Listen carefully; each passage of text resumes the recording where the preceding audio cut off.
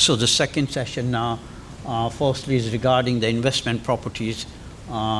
Firstly, buy-to-let properties.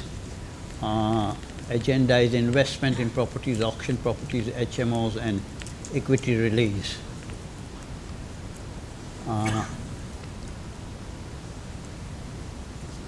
Buy-to-let, generally you need about 25% deposit, and if you've got your own house on which you are paying a mortgage regularly, you are not in arrears, you've got a good credit history, you've got a good income, then generally there shouldn't be a problem in getting a 75% mortgage. Points from my first talk are relevant here. Good credit score, affordability, no substantial loans or credit card balances outstanding, surveying the property, and so on and so forth.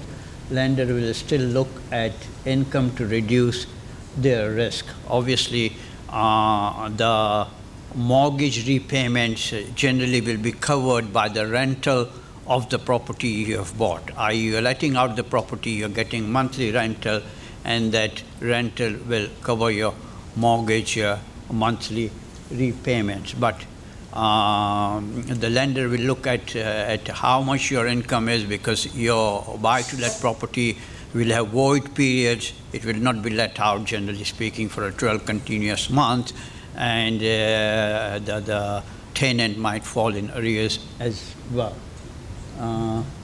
When you buy the rental property, you have to look as to what the rental demand is in that area. Monthly mortgage repayments are less than the rent you receive. Budget for void period, which I've just said, great way to build your property portfolio. Auction properties. Advantages and main features of auction properties: shorter buying time. Generally, a property, when you buy it via the state agent, it takes a while, especially if it's in a chain, because if somebody drops out from the chain, then you have to find somebody who can go back in the chain or whatever. So it takes a long time to exchange and complete if you were to buy in the open market via state agent. It could easily take up to 6 months. Sometimes it can take even more than 6 months, up to 9 months or 10 months. You'll be lucky to do it in a shorter period of time, in 3 months. But in auction properties, the advantage is that you can complete within 28 days. In fact, you have to. There is a condition, unless it's agreed between you and the seller, that they allow you a longer time to complete. So you have to work hard. You have to be ready with everything. Your deposit money, your solicitors, your surveyors, everything has to be ready, and the solicitors have to be very good, very efficient if you buy from the auction. Ensure number 5, ensure you have enough cash to buy the property and meet other associated costs. Like I went through the costs earlier on in the first segment. In order to buy a property in an auction, you have to be cash rich. If you don't have the cash, then of course you're taking a big risk.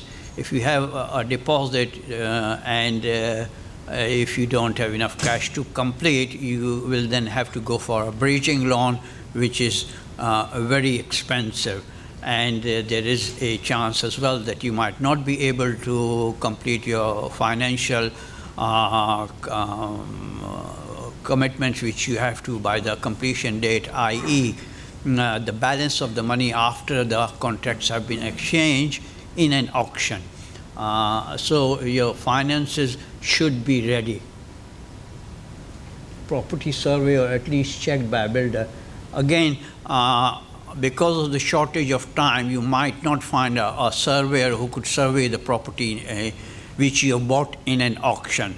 So at least what you can do is to show it to an experienced builder who can tell with a naked eye as to whether there are any major defects in the property or not. Not to do that would be taking a great risk, because anything could be there in the property in the auction property. Generally, auction property are dilapidated. They have a lot of work to do, so you have to take that into consideration when you buy in an auction. Also, when you buy an auction property, you have to compare it with other properties in the market and see what your total costs are.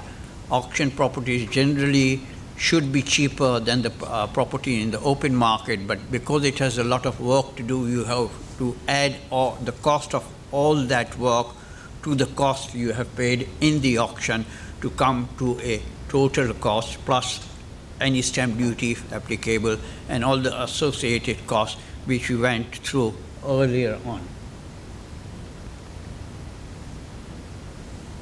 If you have to take a bridging loan, you could take, but bridging loan lenders are very harsh, and obviously they go through a fine comb as regards your personal situation, and you could give a second charge, I suppose, on your first property, but of course then you have to take the permission from your original lender on the first property.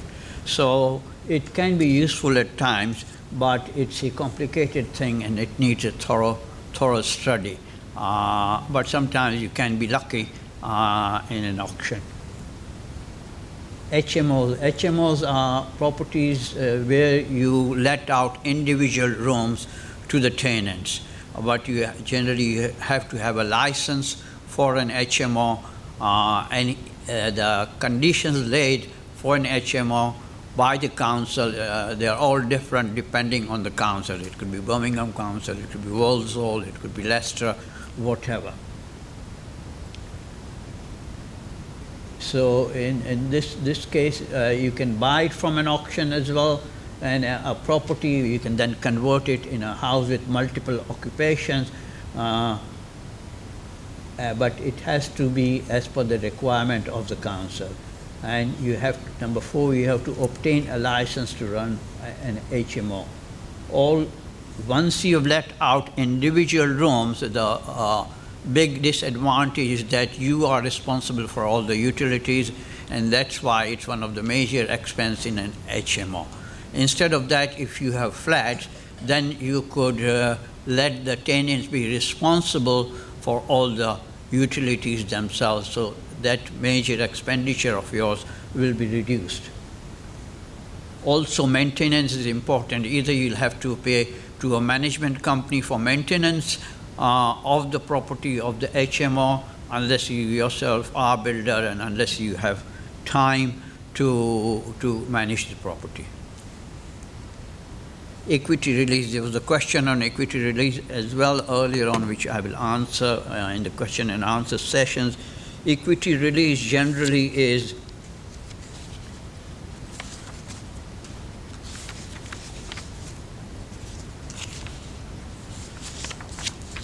a way of releasing cash from your home without having to move. How it works, it's a way of accessing some of the money tied up in your home without having to move.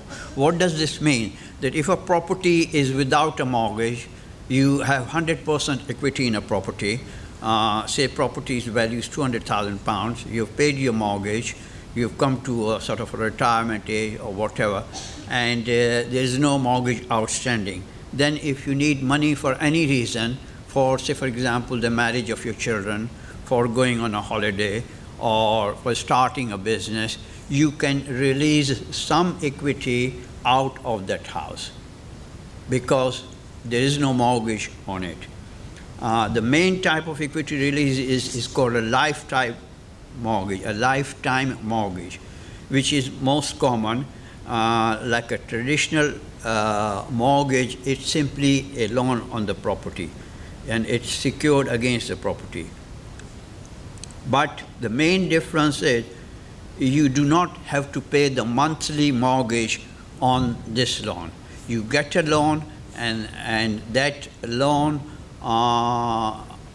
stays there, is with the lender. They keep adding the interest to it, and you finally pay that loan when you pass away. So you don't have any monthly commitments of mortgage repayments like you had in the earlier one when we went through the first segment, when you have your property and when you are making monthly mortgage repayments. You're taking a new mortgage, so that's the essential difference. And you are still living in it. You have got a mortgage, but it's a lifetime mortgage. Excuse me. Now, who can get an equity release? For a lifetime mortgage, you need to be at least 55. Some products are available from 50 years old as well. What are the other conditions? You must own it. You must own the house in which you are applying for an equity release. It must be your principal private residence, i.e. your main residence. You need to pay any loan or mortgage secured on the property. You can't have equity release. Say, for example, if you have a property of £250,000 and you have a mortgage on it for £100,000. So you can't have really an equity release which will help you because you've already got a mortgage. Say, for example, you get an equity release of £150,000, which is more than 50%, and normally lenders don't lend more than 50%. So even if you get, say, £150,000 on equity release, an example, and you've already got £100,000 mortgage, so that you will first pay the £100,000 from that £150,000. So all you are left is with 50,000. But important thing is to pay off your mortgage first, and later on, when the whole house belongs to you, i.e. the equity belongs to you, then you can go for the equity release. What are the advantages? Tax-free lump sum, continue living in your own home. You can still move into a different property in the future. Generally, it could be portable, but again, you have to look at the conditions and the clauses placed by the lender, whether there are any redemption penalties or not. With lifetime mortgage, you still own your property. What are the disadvantages? Equity release reduces the value of your estate. If you were to have an equity release, say if I'm 60, 65, and I'm applying for an equity release, my house is worth £250,000, and I have equity release of £100,000. The time I die, the mortgage will reduce by at least £100,000 from £250,000, maybe more, depending, when I pass away, which nobody knows, because interest will be added to your loan which you are taking from the lender, and it will build up till your lifetime. Once you pass away, the total loan will be taken out from your estate, which you have left. It may also reduce your entitlement to means tested benefits now or in the future. So this was about equity release. So I've gone through it very quickly. I'm sorry because of the lack of time. We have to finish by a certain time, and then we have to have dinner as well, and then we, as the caretaker says, we have to sum up by 8:30. So before we go to question and answers, I'll hand it over to Ali to go through it quickly, investment properties.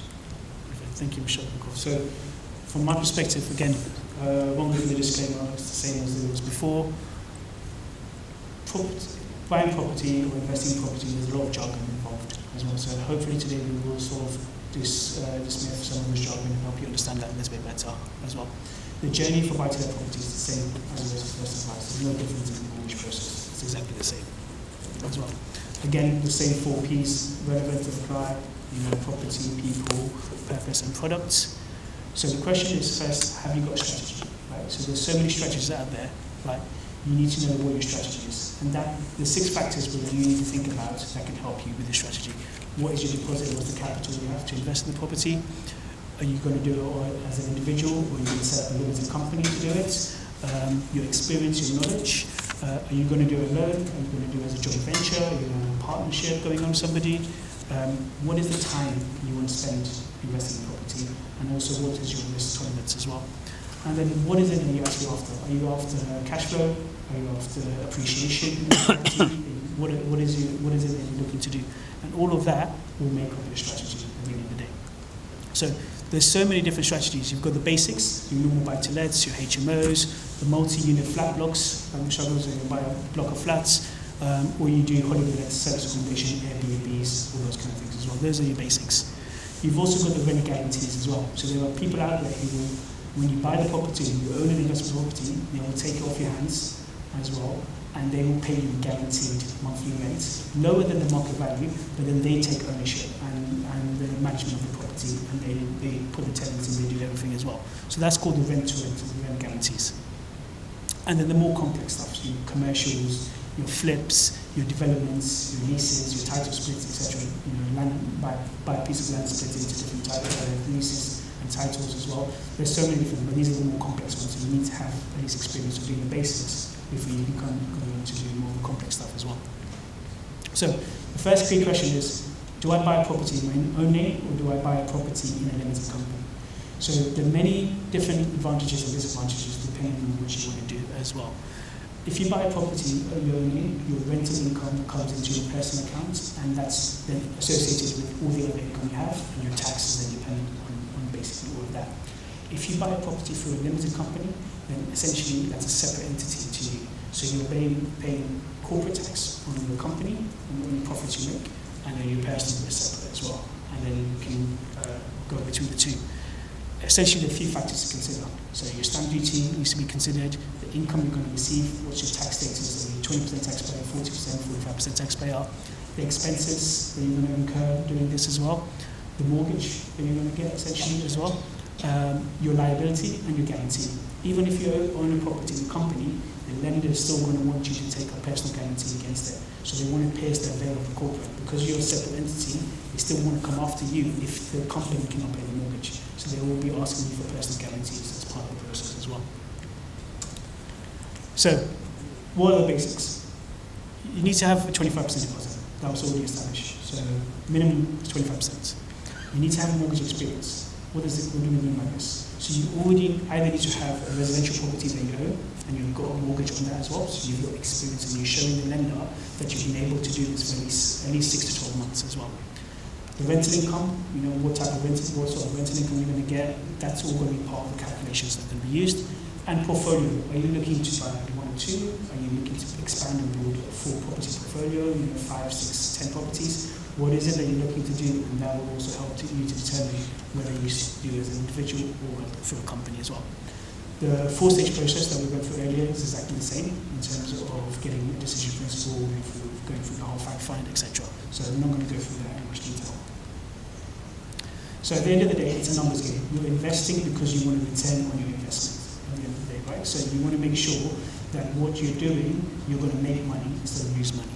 So when it's about a numbers game, you've got to look at the different strategy. Are you looking at cash flow? With cash flow, you want to at least make sure your monthly expenses of the property are covered as well. Otherwise, you're just taking from your own pocket and paying into it, which is reducing your income. You want the income to be frequent, predictable, so you want it to be constant, so it's covering all the expenses, and it's going to take a lot of time for you to do that. You also want to make sure you're going to have profit at the end of the day, right? So you're getting into this business, you have to treat it like any other business, right? You want to have a liquid income, you want to have surplus of cash that you can then reinvest in the future as well. And you want assets, right? Because at the end of the day, you want to have a retirement plan, you want assets there so you can retire comfortably, you can use the income for your future, net wealth. It needs, that's a long-term game. It's going to be boring, it's going to be steady, but it's going to get you as well. So you need to think about all these different things before you actually decide to invest. Well, what are the costs? So when you're buying a buy-to-let property, stamp duty is one cost, and we'll cover stamp duty in a second. Finance, obviously, you're leveraging the bank's money to buy your investment property, so you're going to have to pay for that. And then the legals as well. So as we said, the solicitor costs will be there, surveys, etc. We want to do all of that, exactly all the same. But then we talked about personal guarantee. So there is a cost to getting a personal guarantee because you will need another solicitor to basically run you through what the personal guarantee will mean, and then you have to pay for that as well. So there's certain additional costs associated with buying properties as well. But the ongoing costs are there as well. You're going to have maintenance costs, you're going to have agent costs, you're going to look after the property for you, maintenance builders coming in to do the works, if there's repainting needed, gardening, etc., all that maintenance. That's also going to take a chunk out of your bottom line as well. So you need to consider and factor in all those calculations to understand what your profit's going to be. So how does it work as well? So your gross yield is essentially going to be the amount you've invested, right, minus the rental income that you're going to generate minus the amount you've invested. So let's say your rental income is 12,000 a year, you've invested 35,000 into buying that property, so your gross yield is 34.28%. But that doesn't take into account your expenses. So what about your mortgage? So if you add your mortgage into this, what does your yield look like at the end of the day? So if you say your mortgage is £4,200 annually, you're looking at your net yield of 22.28%. The mortgage isn't the only cost you're going to have, as we talked about. There are other costs you're going to have to factor in as well. So let's say you take all your annual expenses into account, right, minus your rental income, and then based on what you put in, total value, that's ultimately what your net yield is as well, minus all expenses. So that's, in this example, it's 11%. So maybe this may be a good investment for you to do. So these are the things you need to think about as well as part of the calculations. Am I getting the rate of return that I want, as opposed to maybe investing in other assets or other things as well, like in the stock market, etc. Okay. So how much can I actually borrow in this case as well? So affordability assessed for buy-to-lets is way different to assessing it for your own personal residential mortgages as well. Essentially, the expectation should be that the rental income will cover the monthly mortgage payment as well, and any other expense as well. So what lenders use is something called an interest ratio calculation, an ICR, to understand how much they can lend to you as well. Now, with a mortgage in the buy-to-let world, the more common is an interest-only mortgage. That's because you essentially are paying the interest only, you're not paying any capital back to the bank, and that means then your cash flow is higher. So that's what a lot of people do, because they want that cash flow and they want that over a longer term as well. And again, lenders assess this on the tax bracket. So I'm going to show you how the lenders essentially will do this. So the first thing you need to look at is your annual rent. So if your monthly rent is £1,000, in the case that I mentioned earlier, your annual rent is £12,000. This could be expected if it's not a buy-to-let already, or if it's already a buy-to-let, then we'll take the actual of what the current tenant is actually paying right now as well. Then you're looking at your tax band, right? So if you're doing it as an individual, you're either going to fall into two, the basic or the higher / additional tax band. If it's the basic, the lenders are going to look at it from 125%, and if it's additional, higher additional, 145 to 165%. But if you're in a limited company, it's 110% of what in terms of tax bracket, because it's not your personal tax rate you're paying, it's the corporate rate tax that you're paying as well. So they're calculating on that basis. And then the final thing they're looking at is interest rates as well. So what we mean by interest rate is based on the initial term. Now what lenders look at is something called a pay rate. So assume your fix is 5%, 5-year fix or 2-year fix. Is the pay rate, let's say 4% plus 1% or plus 2%, depending on what the lender's thresholds are. And essentially, that's going to give you a bottom line. So if I give you a quick view of what that means, so spot the difference in this, okay? So let's say your annual rate was £12,000. We split it down into the 3 tax bands, basic, higher, and an SPV. And the pay rates, we assumed it was like a 2-year fix and a 5-year fix. As you can see, the 5-year fixes are lower than the 2-year fix because there's more stability. So lenders generally prefer you to have a 5-year fix, and they'll lend more on a 5-year fix than a 2-year fix. But as you can see, depending on your tax bands as well, the amount you can borrow actually changes. So on a limited company, you actually can borrow more because A, the tax is lower, and B, if you're going on a 5-year fix, then you've got more stability. So the one right at the bottom, the 5-year fix with the SPV, the lender will actually let you borrow almost £200,000 based on the £12,000 income as well. And that's the calculation. But if you're borrowing based on a higher rate and on a 2-year fix, you're going to get the lowest, which is £123,000. Because what the lender looks at is how the tax calculation is going to be, because you still have to pay to the government every time for tax. That's a given. Okay, So suitability, again, is assessed in a similar situation. You're looking at the 4 Ps. You need to tick all the boxes. You need to provide the evidences where required. So you're looking at the lending criteria. We're looking at your financial status. We're looking at your product preference, your attitude to risk. But also we're looking at 2 different things than what we're not looking when you're doing residential. Essentially, you're looking at, if you're buying as a business, they want a business plan. They want to see what your business is going to look like in the next 2 to 5 years as well. And what other assets you currently own as well. They want to know what you have, why you're doing this, what is the reason for your strategy. And the lenders want to know, and they want to see that as well. And then portfolio and non-portfolio. So essentially, buy-to-let landlords are classified into 2 categories, non-portfolio and portfolio. If you own more than 4 properties already, or you're going to own more than 4 properties in this purchase, you're considered a portfolio landlord, okay? Because you're building a portfolio. If you own 3 or less, then you're non-portfolio landlord. And essentially, that's what we're looking at here. Okay, so auction. We're still going to cover the auctions. Again, under the hammer, as soon as you pay the deposit, it's liable, you're legally obliged for it as well. And there are benefits to that, but there are also drawbacks to that as well. But with auction, bridging finance is the most suitable solution for this as well. And that's because it's a non-transitional finance option. There are no delays. Bridging finance is short-term, it's faster, and it's also can be regulated and non-regulated depending on what you're looking to do. So again, bridging finance looks like a normal mortgage, but like I said, it's faster. You could get a mortgage offer within 2 weeks, as long as you have everything in order. So to that time frame of finishing within 4 weeks, then you've already got the mortgage and finance in place as well. Okay, so the key terms with bridging finance. You're looking at GDV, gross domestic value. What is the value of the property? If it's obviously a property that needs work and refurbishment, the lender's not looking at what you're going to buy it for, the lender's looking at what it's going to be when you finish the mortgage. All right? But you are getting a loan. At the end of the day, it's going to be fees and expenses. So the lender has loads of fees that they will add on, the arrangement fees, etc. So that's going to be your gross loan of how much you're actually going to be borrowing and paying back. But the net loan amount is what you actually receive. So you could go in for a mortgage of £100,000, that's the net you want, but the lender's fees on top of that may make the mortgage £120,000, that's what you're going to have to pay back as well. And they'll base that on the GDV, so if the property value expected is to be £250,000 in the future once you've done all the work, etc. Okay. Interest rates and mortgage products, fairly similar. You've got repayment type, term, and interest rates as well. So again, as we said, in this option, most lenders or all lenders will prefer you to have an interest rate mortgage as well because you'll be able to borrow more.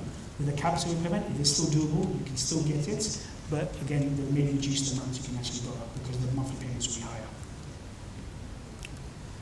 Okay, in this case, the term is completely the opposite of residential. You want to keep the mortgage for as long as possible at the end of the day, right? So, because it's an asset you want to build. So we're looking at term in a different way. We're looking at passive income in your retirement age. We're looking at, are you going to sell to release that equity in the future, to pay back as late as possible, and then again, what's your budget, what's the rental income going to be as well? Yeah. So again, rate options are still there, the same as before. You just don't get the offset and the cap rates as it was previously. But the stamp duty here works differently as well. So as of effect of 31st of October, when the new budget was announced as well, the surcharge for additional property increased from 3% to 5% as well. So the difference is, let's say you're buying a property for £100,000. Previously the stamp duty would be £3,000, now it's £5,000. That's almost 2/3 of an increase in terms of your cost for stamp duty as well. Okay, so top tips, last slide. Focus on one strategy. Have a criteria, know what you want, run the numbers. It's a numbers game at the end of the day. You want to make sure you're making a profit. Location is going to be key. Use data available online, understand house pricing index, how the market works, what the rental values and income is. Viewings, go and see the property as well. Negotiate, you can negotiate the price as well at the end of the day. And make sure you have a team around you as well. You're going to need a team because none of these things are going to be easy to do. And so for each thing you do, you're going to need a solicitor, a mortgage advisor, you're going to need maintenance people, agents, etc. to do all that as well. Okay, that's... Okay, now thank you, Ali. We come to quick question and answers. One of the question we had on equity release earlier on, which I have got in writing here. I think I answered that when I was going through whoever has sent this question, do you want to ask anything more? Ghulam?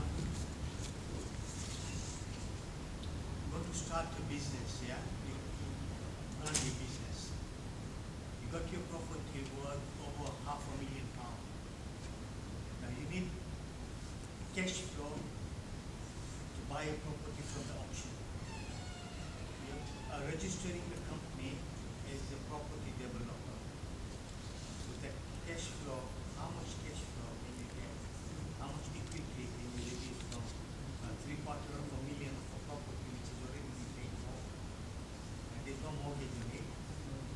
So how does that work out? Because at least you need 200,000 cash. You need 200,000 cash at least to start somewhere. You register a property development company. Now your portfolio is buy, develop the house and sell it off. So how do you start? Okay. So when you're setting up a company, there are certain classification codes that you need as well. So as long as you've got those classification codes, a lender will happily accept that company as part of the application as well. From your private property that you've got, if you're doing an equity release, you can go up to a maximum of 50% loan to value.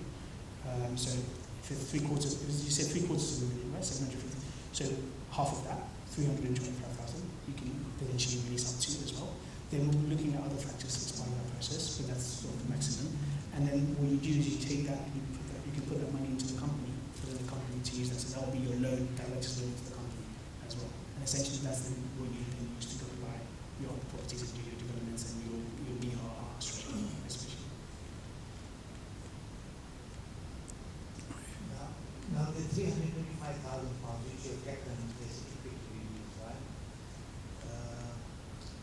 What interest rate are you expecting on that? Is it the present interest rate? So again, it's normal, it's products that those those equity release providers will give. So they'll have their own rates. Again, you can do 2-year fix, 5-year fix, so it's a similar concept as well. And then you can obviously go ahead and keep refinancing that as you go along. Within 5 years time, you want to pay off that 325,000. You can do that, yeah. There's nothing. Your house being... Exactly. The moment you pay their figure back to the lender as well, they stop having a charge on the property becomes yours. Okay, thank you very much. Do the ladies have any questions? Let's take a question from the ladies. Yes, please. Go on. Can somebody give a mic there?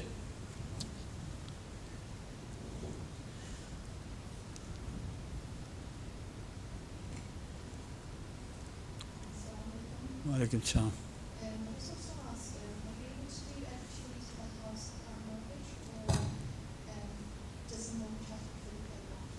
You can do an equity release on a house that has a mortgage, but it's not called equity release, it's called capital release. So it's a different terminology. But yes, in essence, you can do this. And again, whenever you're doing a residential mortgage and a remortgage to capital release, it's all based on your income. So everything that we went through in the first session still applies. So as long as you've got the income that allows you to raise above and beyond your current mortgage, to take the money out to use it to progress the property future.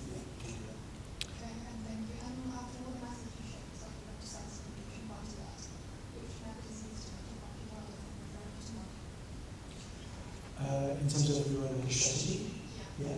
So the easy strategy is the standard pricing there. Obviously, that's going to be the one that is the most basic. Essentially, you buy a property and you put a tenant in there, and not one to pay tenants, and they're paying monthly income, rental income as well. That's going to be the standard, but the most basic strategy as well. In that basic plan, you can still do HMOs, you can still do multi-unit flat blocks, you can do Airbnb service accommodation as well. But with those ones as well, as long as the numbers stack up, there are some members who don't mind if you have no experience still going on those routes as well. Okay, so with the rank starts information, they say that you just need to start on cost. Yeah, so essentially you need that 25% deposit, you need the additional costs to do all the solicitor fees, etc., all that kind of stuff as well. And what they do for service accommodation is they're looking at what the night rate is, so the rate per night. And again, they're looking at the periods, the peak periods, the seasonal peaks, and the drops, and then they're looking at that on average. And and then they're looking at what that would be. So if you have a nightly rate of, let's say, £50 a night across the month, what that's going to be, and then what's the occupancy rate as well. So they will look at potentially looking, okay, for those 30 days, 70% of the time will be occupied, so then they'll calculate it on 21 days worth of 50 per home. Right, okay, so do you need a mortgage for practice accommodation? You can also do, if you've got the cash to buy it outright for, you can also do that as well. Okay, I meant like in terms of, could you just rent a house, pay £1,000 a month, and then you run that, like, don't sublease, most subleasing isn't legal for use of times. Subleasing is a different situation. So lenders will have terms and conditions in the contract. So we have to read those very carefully to make sure that subleasing is allowed, stuff like that is allowed, converting into a stuff like that is all allowed as well. Essentially, if it's not allowed, you're breaching the terms of the contract. If the lender finds out, they have in their right to go and ask you to pay back the loan in full anytime. So they can start legal proceedings against you as well. So it's a case of reading the terms and conditions to making sure that it's okay. So again, all the information you give up front to the advisor, he'll be able to go find the lender who will ask the leasing. Thank you. Let me answer now. Then in terms of research, Let me what answer. what exactly do you need to research in terms of, So the area, the rental income, what you're going to get, how much occupancy is going to be there, all those kind of things you want to understand. So thank you very much. I think that brings us to the end of this session. And thank you all very much for listening. And we end the session with the dua that Allah subhanahu wa ta'ala helps all the sick people and the distressed people in the world, especially in Gaza, Palestine, Lebanon, Syria, Yemen, Sudan, and all other places. And may the distressed people and the sick people, may they be relieved. Ahsantum. Allahumma salli ala Muhammadin wa ali Muhammad.